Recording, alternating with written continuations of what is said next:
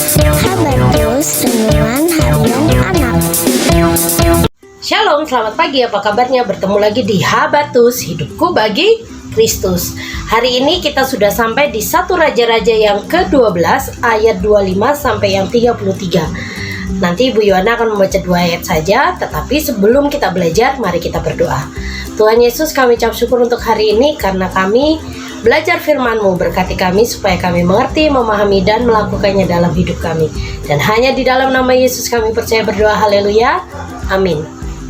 Adik-adik semua, kita masih belajar tentang penyertaan Tuhan yang setia.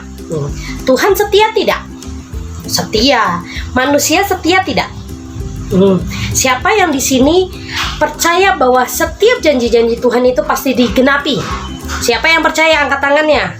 Nah, puji nama Tuhan bahwa adik-adik semua percaya bahwa sekali Tuhan berjanji pasti akan digenapi.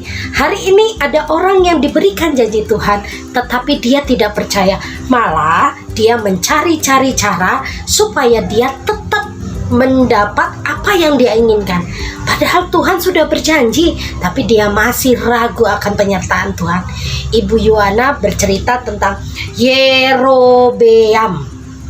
Kita kemarin sudah belajar ya Yerobeam. Di 1 Raja-Raja yang ke-11 ayat yang ke-31 sampai seterusnya, Yerobeam itu diberikan janji oleh Tuhan bahwa dia akan disertai. Ada 10 suku Israel yang akan mengikutinya. Asal dia setia, dia tetap pegang janji Tuhan dan dia tetap menyembah Tuhan, Tuhan akan meneguhkan kerajaannya. Tetapi yang terjadi adalah Yerobeam mulai ragu, mulai takut, bahkan dia mulai khawatir kalau kerajaannya ini tidak kuat. Dia mulai mencari akal supaya orang-orang Israel tetap mengikuti dia. Dia tahu bahwa orang Israel harus menyembah Tuhan di bait suci setahun sekali. Mereka harus pergi ke Yerusalem untuk pergi sana untuk menyembah Tuhan. Nah, Yerobeam tuh takut kalau orang Israel pada menyembah Tuhan di Yerusalem, di bait Allah yang di sana, mereka tidak akan setia lagi sama Yerobeam.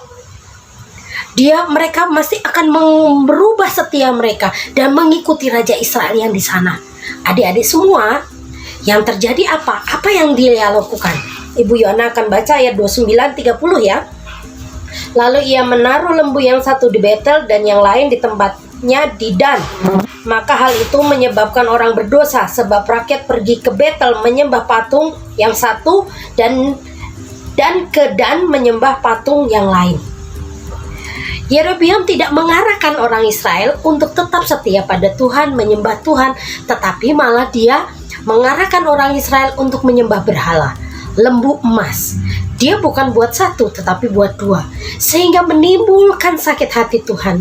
Mengapa orang yang dia pilih sendiri melakukan hal seperti ini? Adik-adik semua, orang yang dipilih Tuhan berarti orang-orang yang mempunyai sesuatu yang istimewa dibandingkan orang lain. Seperti adik-adik mungkin dipilih di kelas untuk mewakili kelas untuk bernyanyi, untuk lomba sesuatu. Pasti adik-adik yang dipilih adalah punya sesuatu yang istimewa dibandingkan yang lain. Saat adik-adik dipilih, rasanya bagaimana? Pasti bangga ya, pasti senang. Tetapi ada tanggung jawab yang harus dilakukan. Harus ada sesuatu yang dikerjakan sehingga menghasilkan sesuatu yang baik. Tetapi Yerobeam ini tidak melakukan hal yang sama. Dia malah mengarahkan orang Israel untuk menyembah patung daripada menyembah Tuhan. Karena dia takut kedudukannya sebagai raja hilang. Ada peribahasa mengatakan begini, karena sudah nyaman duduk, lupa untuk berdiri. Karena kekhawatirannya, dia tidak mau kerajaannya, mahkotanya hilang kepada Raja Israel yang lain. Aduh, saya tidak mau. Padahal Tuhan berjanji apa? Yerobeam akan mempunyai 10 suku yang mengikuti daripada Rehobeam. Nah, adik-adik semua, perhatikan baik-baik dalam hidup ini. Saat Tuhan berjanji, dia pasti menggenapi. Tetapi adik-adik semua juga harus setia pada Tuhan. Apa yang harus dilakukan? Berdoa, belajar firman Tuhan, belajar juga di pelajaran sekolah, belajar tingkah laku, belajar yang disarankan oleh mama dan papa. Adik-adik semua juga harus jadi orang yang setia. Kalau mama hari ini aku mau belajar, nah harus dilakukan. Bukan hanya berbicara, tetapi juga harus melakukan. Dan tetaplah bergantung pada Tuhan, karena Tuhanlah sumber kekuatan, sumber hikmat, sumber anugerah bagi kita semua. Jangan seperti Yerobeam ya, yang sudah diberikan anugerah tetapi disia-siakan hanya karena dia tidak ingin kehilangan apa yang dia sukai, apa yang dia sayang.